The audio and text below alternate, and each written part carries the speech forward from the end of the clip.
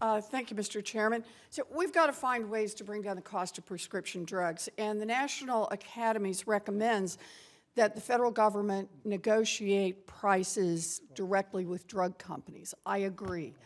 But today I want to focus on another part of your report.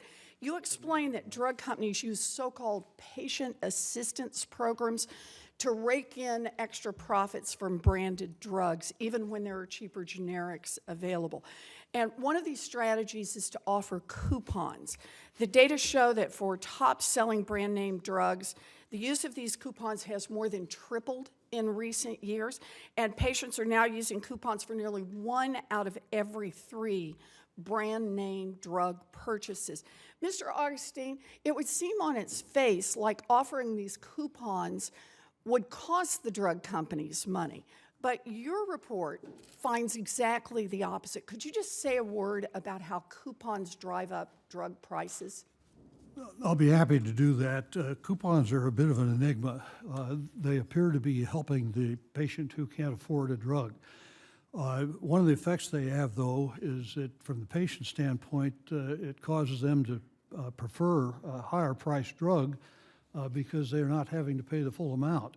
And they may choose a drug at a higher tier than otherwise would have been necessary. It would have had the same clinical effect.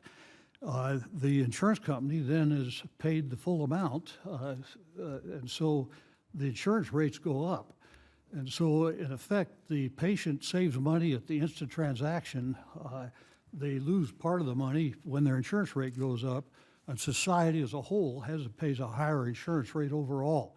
So coupons in the balance, in our view, have a negative effect. Right, and I noticed that the National Academy's report recommends banning these coupons unless there is no other competitor drug available. In fact, these coupons are already illegal in the Medicare program because the federal government prohibits drug companies from offering kickbacks to steer patients to pricier drugs and then sticking taxpayers with the remainder of the cost. So drug companies have found another strategy for Medicare beneficiaries, funneling billions of dollars to organizations called patient-assisted charities. And here's how this one works. The drug company jacks up its price for a drug, donates some money to an independent charity, writes off the donation on its taxes, and then the charity turns around and gives patients help covering the out-of-pocket costs of the more expensive drug. And once again, Medicare is then stuck picking up the remainder of the cost of the high-priced drug. So let me start. Mr. Augustine, is this legal as long as drug companies don't have any sway over the nonprofit charity that it parcels out to patients? Well, Senator, with the condition you applied, to the best of my knowledge, it would be legal. Okay, so it is legal. But if drug companies have influence over which drugs these charities help patients buy, then under current law, it would be illegal. The drug company has violated the anti-kickback laws in that case, and the charity would have violated the IRS rules by acting like an arm of the drug company instead of like a tax-exempt nonprofit.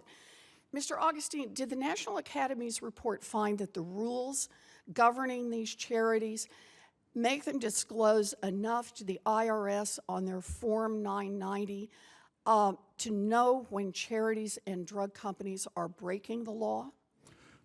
Senator, it was not at all clear that there is enough information being provided. And one of our recommendations pertains to the IRS Form 990 that you're familiar with. One of the purposes of Form 990, of course, is to guarantee that a charity is operating independently of the sponsors or the funders of the charity. And the concern here is that that's not happening. And so we have made recommendations that additional information be disclosed on the 990 form so that you could really control how that money was being used and that it was being used independently of the giving source. Well, I support strengthening those disclosure rules. I've written legislative language to do it.